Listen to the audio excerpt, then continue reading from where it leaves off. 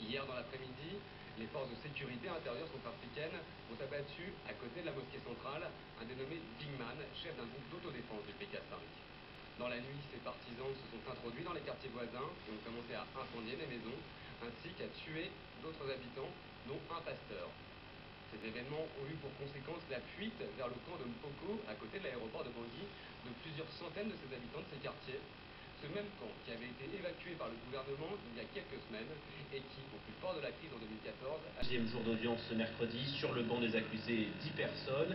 Elles auraient mené le raid contre l'hôtel en 2011 et tué son directeur et 3 hommes d'affaires. Leurs avocats ont exposé leur ligne de défense. On retrouve en Côte d'Ivoire Anna Sylvestre-Trainer avec Arnaud Froger. Il n'y a qu'une chose sur laquelle, pour l'heure, tous s'accordent. Après avoir été enlevés au Novotel, les 4 victimes ont bien été emmenées au palais présidentiel.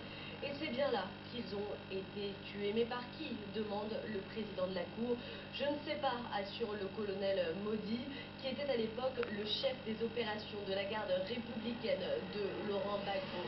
Il l'assure, ces 4 hommes n'ont jamais été torturés. Lui se dit innocent et accuse les bombardements des hélicoptères des Nations Unies et de la France. Écoutez l'un de ses avocats. Ils reconnaissent que ces personnes ont été envoyées dans l'enceinte de la présidence, ça c'est vrai. Le problème c'est qu'elles n'ont pas eu le temps de les interroger puisque les bombardements français ont commencé immédiatement. Et à l'issue des bombardements français qui ont duré plusieurs heures, on a retrouvé le corps sans vie de ces personnes-là. Donc il y a de fortes chances, comme je le dis, que ce soit les bombardements français qui aient tué les otages français. Une thèse révisionniste, répondent les avocats des familles des victimes. Selon eux, Stéphane Franz Diripel, Yves Lamblin, Raoul Adéossi et Chélia Pandian ont bien été torturés et tués par des éléments de la garde républicaine de l'ancien président Laurent Gbagbo. Où sont les corps? Où les avez-vous mis? Ont-ils questionné à plusieurs reprises? Des questions restées sans réponse. Ce sont des tirs de joie. Les supporters de Mohamed Abdullahi Farmajo célèbrent sa victoire à la présidentielle.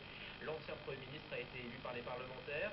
Le vote a eu lieu dans l'enceinte de l'aéroport de Mogadiscio, le seul lieu sécurisé dans le pays.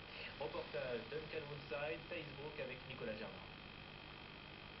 Après 6 heures et 2 tours de scrutin, le président sortant a reconnu sa défaite. Le nouveau chef de l'État somalien est Mohamed Abdullahi Farmajo. Être président, ce n'est pas facile. La tâche sera difficile, je le sais, mais je travaillerai dur pour accomplir vos rêves. Ses partisans sont aux anges. Je suis très satisfait. La Somalie fait son grand retour sur la scène internationale.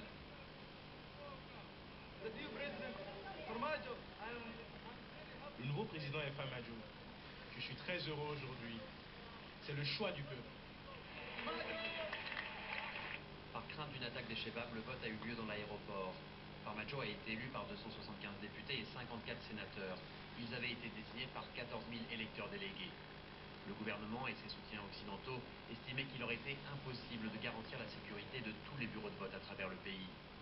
Avant les 2 tours, en coulisses, les négociations étaient âpres. Des mesures avaient été prises pour limiter la corruption. Une fois que l'on a passé la porte d'entrée ici, on ne peut plus avoir sur soi ni d'argent liquide, ni de chèque, car cela pourrait être utilisé et nuire à la transparence du scrutin. Et en fait, influencer le choix des électeurs. Selon des ONG, la corruption a été un fléau lors de la campagne électorale. Mais de nombreux Somaliens étaient soulagés de voir une transition pacifique 4 ans après la dernière élection. Le scrutin de mercredi était seulement la 2e présidentielle organisée dans ce pays depuis 1991. Victoire donc de Mohamed Abdullahi Farmajo, 54 ans et une double nationalité. Il est somalien et américain.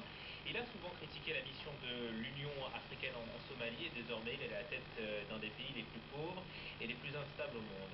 Les précisions de Thaïs Brook, notre envoyé spécial à Mogadiscio.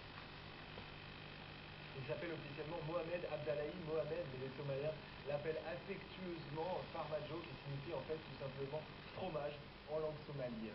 C'est plutôt un compliment, semble-t-il, car ce sont des explosions de joie qui ont retenti un petit peu partout dans la ville à l'annonce du résultat à la fin de l'élection présidentielle. Âgé de 54 ans, il a vécu pendant longtemps aux États-Unis, passé même une majorité de sa vie là-bas. Il a la double nationalité, somalienne et américaine. Il a travaillé longtemps dans l'administration à l'intérieur de l'ambassade de la Somalie aux États-Unis. Ensuite, il a été Premier ministre de ce pays, la Somalie, entre 2010 et 2011.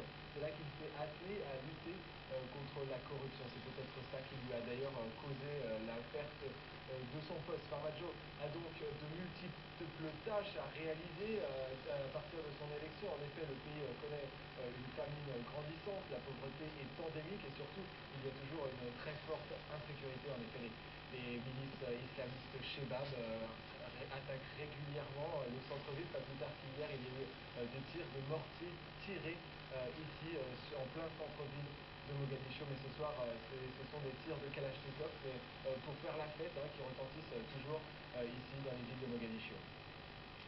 La situation est toujours confuse en Côte d'Ivoire. Les mutineries sont loin d'être terminées. Ce mercredi, des forces spéciales basées à Adiaké ont donné de la voix. Elles réclament eux aussi des primes. Une délégation a été reçue à Abidjan.